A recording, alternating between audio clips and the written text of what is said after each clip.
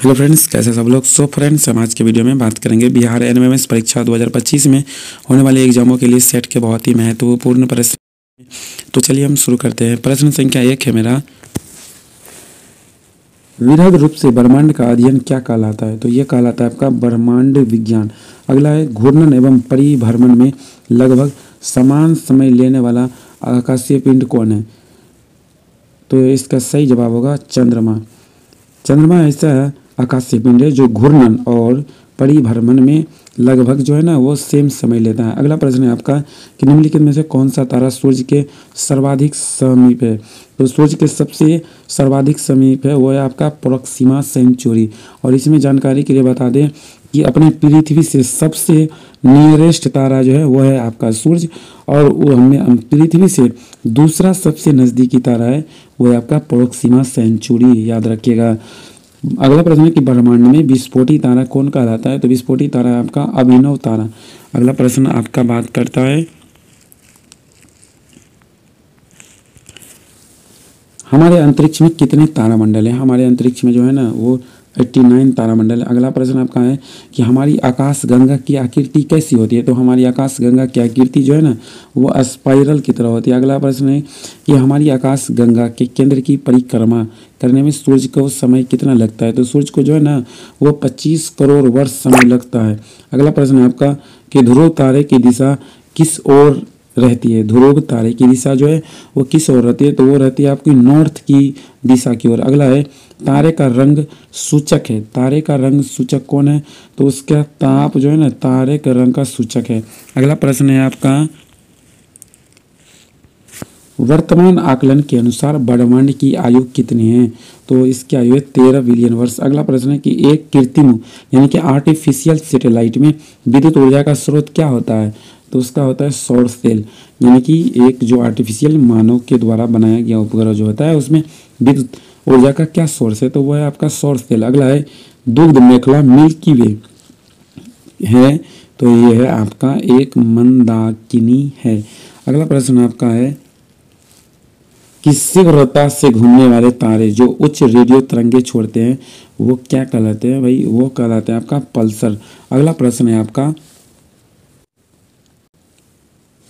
शनि सूर्य के चारों ओर एक चक्कर लगाने में कितना समय लेता है। तो शनि जो है ना सूर्य का एक चक्कर लगाने में वो आपका लगता है 29.5 वर्ष, यानी कि लगभग हम कह सकते हैं 30 वर्ष का समय लेता है शनि सूर्य के चारों ओर एक चक्कर लगाने में।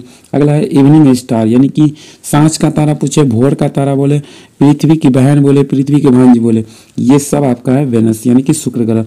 अगला है, पृथ्वी के चारों ओर गैसों के समूह को क्या कहते हैं। तो उसको कहते हैं वायुमंडल। अगला है, यूरेनस सूर्य के चारों ओर एक परिक्रमा कितने दिन में करता है।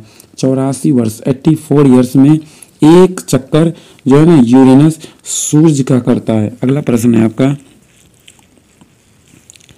कि सूर्य दक्षिणी गोलार्ध से उत्तरी गोलार्ध की ओर आता कब दिखाई पड़ता है। तो ये दिखाई पड़ता है आपको 21 मार्च को। अगला है, उत्तरी गोलार्ध में सबसे बड़ा दिन कब होता है। तो सबसे बड़ा दिन होता है 21 जून को। अगला प्रश्न है, सूर्य ग्रहण कब होता है। सूर्य ग्रहण कब होगा। अमावस्या के दिन जो है ना सूर्य ग्रहण होता है। अगला है, कौन सा ग्रह पृथ्वी के सबसे निकट है। पृथ्वी के सबसे निकट ग्रह है वो है आपका शुक्र। अगला प्रश्न है आपका, बुध ग्रह सूर्य का चक्कर कितने समय में पूरा करता है। बुध ग्रह सूर्य का चक्कर सिर्फ 88 दिनों में, मात्र 88 डेज में करता है। अगला प्रश्न, आकाश में सबसे चमकदार तारा कौन है। आकाश में सबसे चमकदार तारा है सिरियस। अगला प्रश्न, पृथ्वी का ध्रुवीय व्यास विषुवतीय व्यास से छोटा होता है। कितना छोटा होता है।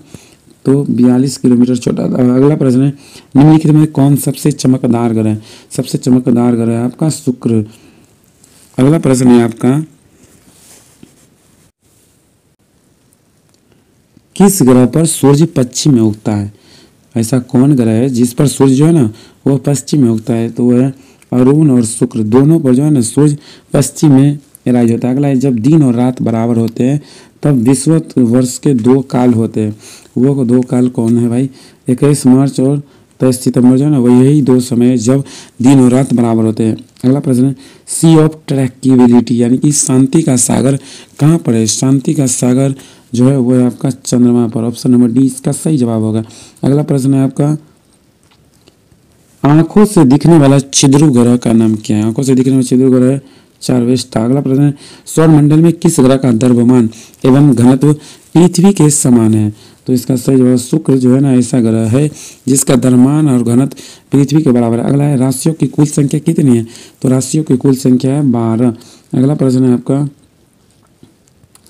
दो ग्रह जिनके पास उपग्रह नहीं है, ऐसा कौन सा दो ग्रह है, प्लानेट है जिसके पास कोई अपना सैटेलाइट नहीं है? तो इसका सही जवाब होगा बुध और शुक्र ऐसा प्लानेट है जिसके पास कोई उपग्रह ही नहीं है। अगला, सौरमंडल का सर्वाधिक गर्म ग्रह कौन है? तो सबसे गर्म ग्रह है वो है आपका शुक्र। कौन सा ग्रह सौरमंडल के सबसे दूर का ग्रह है? सबसे दूर का ग्रह है आपका नेपच्यून।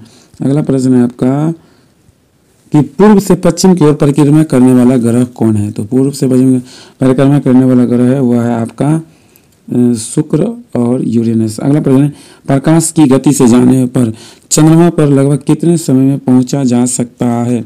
13 सेकंड में पहुंचा। अगला है, पल्सर होता है एक, पल्सर क्या होता है? तो श्वेत वामन तारा होता है।